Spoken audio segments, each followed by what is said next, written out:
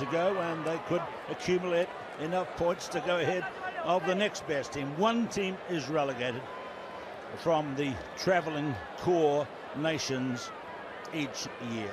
The referee is the local man, Matthew Rodden from Hong Kong. And so here we go with South Korea in the blue against Japan in the white. I'm Keith Quinn, and with me in this one is the former England Sevens international, many times international here in Hong Kong, Rob Vickerman. We've got lots to talk about in an Asian sense in this one. Here we are in Hong Kong with their team represented here, Rob, and South Korea and Japan involved with this one. And it's great for Asian rugby, isn't it, Keith? A lot of talk around how the game's developing this side of the world, and it's wonderful to see these two teams on here, but it's going to be a big ask of Japan. They've got to make sure they take it to the South Koreans with lack of errors and no missed tackles that we've seen in previous games. And so there is one of the big personalities of their game, Kamele Sojima, wearing number 3 throughout the game for the team in white, Japan.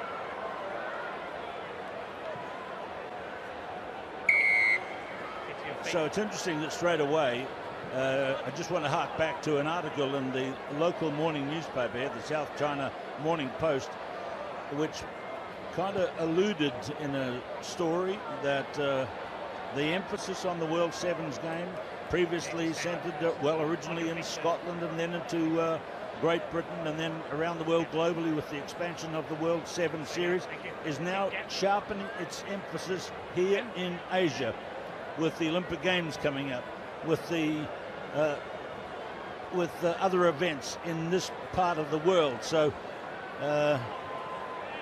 great emphasis on the sevens in Asia.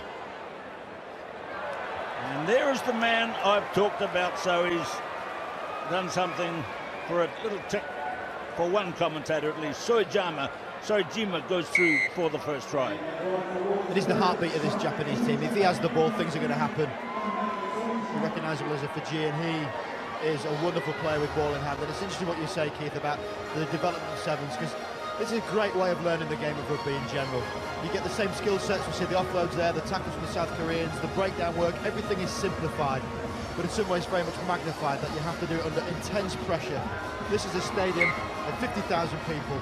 It's a wonderful opportunity for people all around the world to see nations they perhaps wouldn't usually perform at this level. And of course, the event that I didn't mention, but I'll mention it now, is 2019, the Rugby World Cup for 15s being held in Tokyo. And there is talk, whispering, that the sevens event, which was previously held in Tokyo but was taken away and replaced by Singapore just a couple of years ago, might go back, in fact, to Tokyo, with the heightened interest of the performance of the Japanese team, especially the play they put up at Rio in the last Olympics. Let him go. Sakai was there at the Olympics. That's him, number 7. He's got the ball now. Very fine player indeed. He's got the ball out wide to Lisala, and the new young man in the Korean team, Siosifa Lisala from Hanazono University, scores the second try. Two names at top and tail my sheet here in front of me, Keith, is Sojima and is Lisala, the two of the standout players. They're exciting to watch. They've got a great skill set. As you see here, the ball coming over the top. He just backs himself. He's playing a little bit with the defender, ball in one hand, bit of confidence, kicks an outside line. He's got pace, and in sevens rugby there is very little you can do about defending someone with pace. Conversion is chipped away to the side, but it's a 12-0 lead to Japan early on here.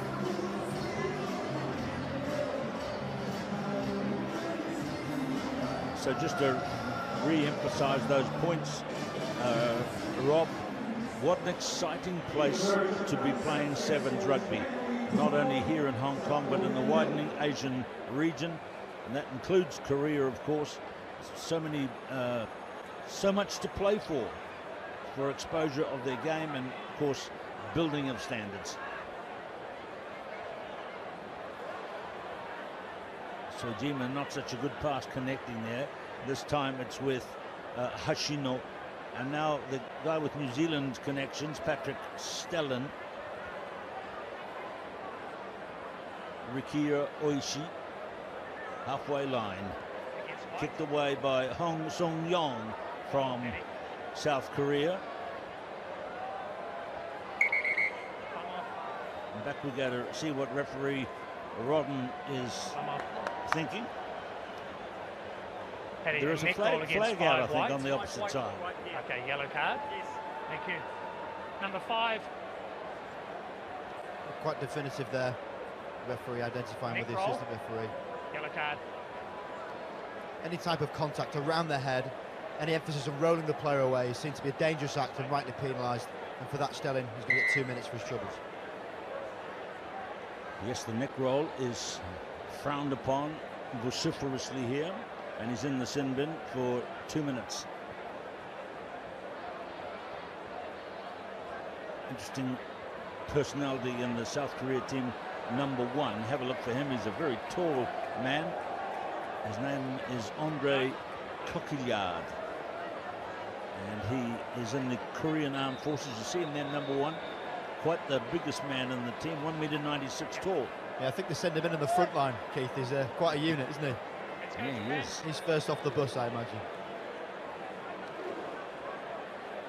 See him leaping high, but it's a clean catch for Japan. The captain, Dai Ozawa, with a strange bandaging around his head.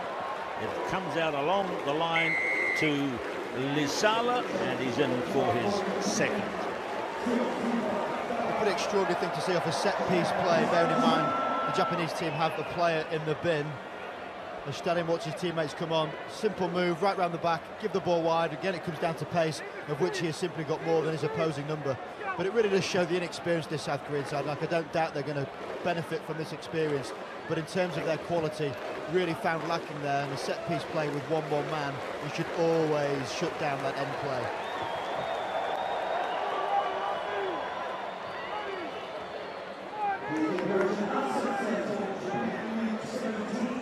Well, there was a time when Japan and South Korea were the heavyweights of Asian rugby. The Asian Championship for many years was other teams, if you like, playing off until Korea and Japan met in the final. I'm talking here about 15 aside, really. And look at that, straight from the catch at kickoff. A pass goes from Sujima to Sakai, and another try. Sakai benefited, another good play for this Japanese team. Always there in support, but to add to the adjectives to describe this wonderful play, Sojima in full flow, let's put generous in, because he could have quite easily finished that himself, and he throws the ball over the top.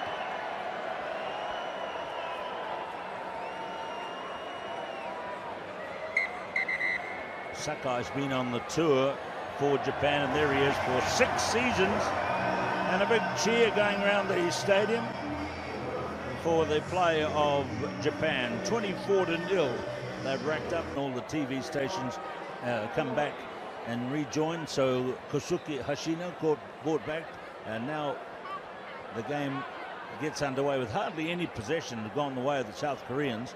So their captain Lee Jae-bok made a good catch there, and now cleared away by Hong Sung-jong, and tumbles forward. That's unfortunate for him. Hong Sung-jong from Dankook University. They're mostly students and in the military, the Korean team. They were regulars here in the, I was going to say the golden years of the Hong Kong Sevens, but shall we say the developing years of the Hong Kong Sevens. They were always invited and always came and always were very popular.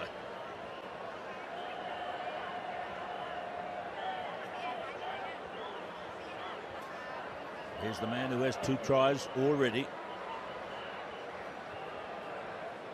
Lisala. And off it goes to Stellan, who's off the bench and back in the game. Not a good pass there by Hashino. Nice run here by Aizawa, the captain, and Ozawa, the skipper of Team Japan, is in for the try. leading by example, keeping his chin up, not least because of the strapping. But it was a really good line, wasn't it? He got the ball early as he wants it. You can see how deception can be done here. Ball in two hands, the inside man is committed to the defence, has changed direction with the player in behind him, buys him the opportunity to hit what they call the 1-2 gap in between the last defender and the guy coming across. It's good play as the support looks on.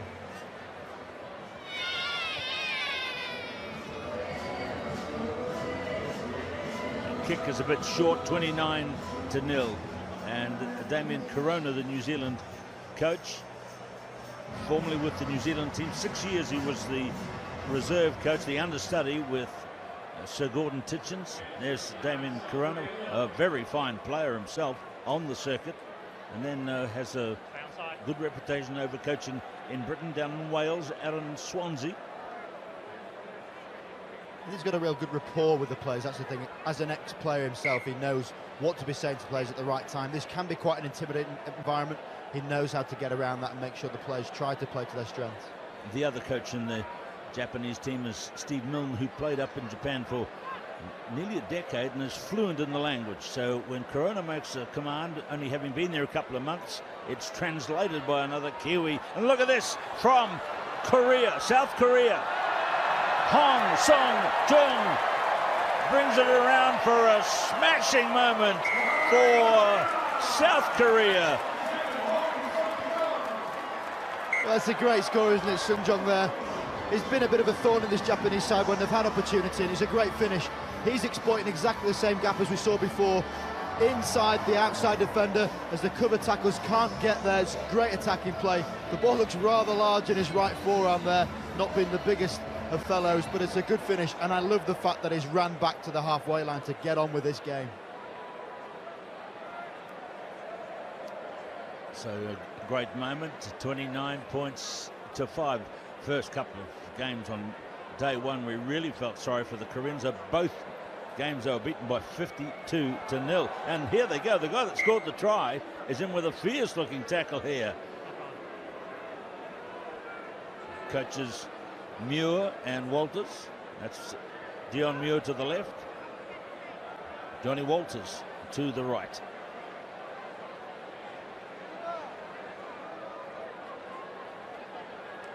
Just shows how New Zealand's wealth of experience in rugby generally gets around the world, and been from Europe, I can't really make too many comments. A fair few Southern Hemisphere coaches ourselves, but their knowledge and ability to share that information is formidable, which is why they're all very good teams often. So here's another good piece of play by South Korea. Yes, they were well beaten early on by England and Australia, 52-0.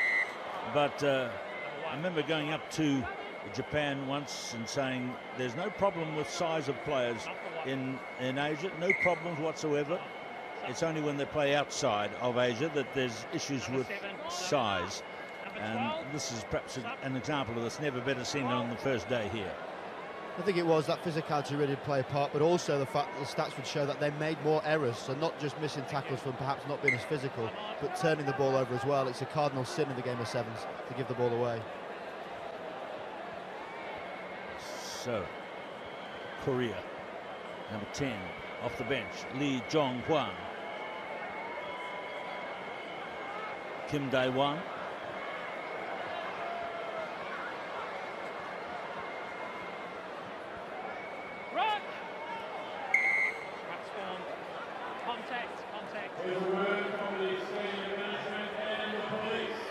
Kim Hyun-hyuk, and good strong defense from On Leo Si-kyun. Lee Jong-hwan. Away it goes out to the left. It hasn't gone forward. Play will carry on. That's the captain, Lee Jae-bok. And this time Kim Dae-hwan. Fast hands, sees Han Gu-min with the ball. And now number 8 is Lee Sok-kyun again. So the number of passes really adding up here for Korea, but there's one that's gone onto the Japanese side. Now let's see what they can do, trying to bust out of their defensive zone. The All Japan team Dallas Tatana is on the field also. Masahiro Nakano, number 11. And they've got a head-high ruling that's gone their way. Ruled by referee Matthew Rodden from Hong Kong. It's a long weekend. The final game for one of these teams. You see the high tackle, a little bit of indiscipline. He knows he's gone high, no commitment at all to go around the legs, which has seemed to be the only way to now tackle in rugby, really, making sure it stays safe. That was a poor technique. So the winning team here will go through and play for the 13th place semi-final. And the losers will go out of the tournament. And there is the siren for the end of the game. Seen some nice tries scored by Japan. 29-7. From the halfway line, here comes South Korea.